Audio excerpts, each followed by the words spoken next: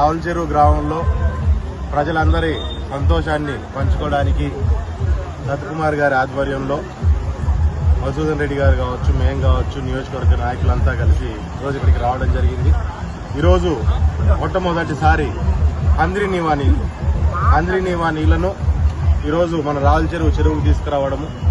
వాస్తవంగా చెప్పుకోవాలంటే ఇక్కడి నుంచి ఇంకా 2-3 చెరువులకు నీళ్లు తీసుకెళ్లాలనే ప్రణాళిక ఉన్నప్పటికీ కొన్ని అనివార్య కారణాల వలన ఈ సంవత్సరం ఈ చెరువు ఖచ్చితంగా పారించాలి ఎట్టి పరిస్థితుల్లో అని చెప్పి సత్కుమార్ గారు ఆదేశాల మేరకు పుటావుటిన గ్రామస్తులందరి సహాయంతో మనం ఈ చెరువుని వంకంతా క్లీన్ చేయడము, అందులోకి అంద్రినీవా నీళ్లు తీసుకురావడం, ఈరోజు పారించడం జరుగుతుంది.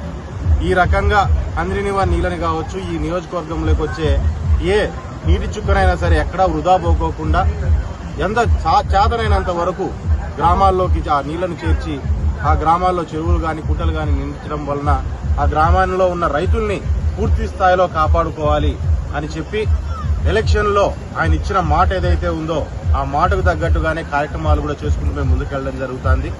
ఖచ్చితంగా రాబోయే కాలంలో కరువు రహిత ధర్మవరాన్ని తయారు చేసుకోవాలి అనేది ఈరోజు మనం ముఖ్యంగా ఈరోజు చూసుకుంటే ఏ మండలాలని కరువు మండలాలుగా వాస్తవంగా ఓ రకంగా ఆనందము, ఏదో కరువుకి వెనకబడిపోయిన రైతులకు గవర్నమెంట్ నుంచి సాయం అందుతుందని, మరో పక్కన బాధ.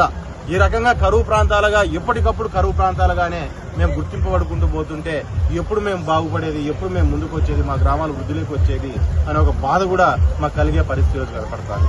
కానీ అటువంటి కరువుని కానీ అభివృద్ధిని కానీ మనం ముందుకు తీసుకెళ్లాలి అనే ఆలోచనతో ఈరోజు నియోజకవర్గంలోని అనేకమైన నీళ్లు అందలేని ప్రాంతాలకు కూడా నీళ్లు తీసుకెళ్లే ప్రయత్నం అనేది ఇక్కడ కావచ్చు, తాడిమేరి మండలం కావచ్చు, మురుగుపొల కావచ్చు చేయడం జరుగుతుంది. అందులో భాగంగా నీళ్లు ఎక్కడ ఉంటే అభివృద్ధి అక్కడికి పరిగెత్తుకొని వస్తుందనే మాటను నిజం చేసేటట్టుగా ఈరోజు రావుల చెరువు చెరువులోకి నీళ్లు తీసుకురావడము, మరి కిందున్న రైతులందరినీ కాపాడుకునే ప్రయత్నం చేయడం కూడా జరుగుతుంది. ఇదే రకంగా ధర్మవరంలో గతంలో మేము 5 ఏళ్ల కిందట చాలా చూసాం. ఆ రోజు పరిస్థితి ఏ రకంగా ఉండిందంటే కేవలం కొంతమంది ఆనందాల కోసం, బోట్ షికారుల కోసం అని చెప్పని కింద ఆయకట్టు రైతులకు కూడా నీళ్లు ఇవ్వలేని పరిస్థితి మేము చాలాసార్లు చూసాం. ఆ రోజు అపోజిషన్ లో ఉన్న తెలుగుదేశం పార్టీ తరఫు నుంచి మేము కావచ్చు, జనసేన తరఫు నుంచి మధు గారు కావచ్చు, అందరూ పదే దాని మీద ప్రయత్నం చేసి పోరాడిన పరిస్థితి.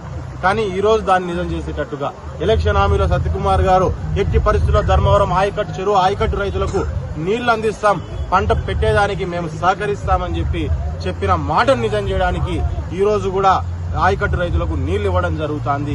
నీళ్లు ఇచ్చి వారందరూ ఎన్నో ఏళ్ల నుంచి కన్న కలను ఈరోజు నిజం చేయడం జరగబోతోంది. కాబట్టి ఎప్పుడైనా సరే కూటమి ప్రభుత్వం ప్రజల మేలు కోసం, ప్రజల బాగు కోసం, గ్రామాల అభివృద్ధి కోసమే ఆలోచన చేస్తుంది. అదే పద్ధతిలోనే ముందుకెళ్తుందని తెలియజేస్తున్నాం.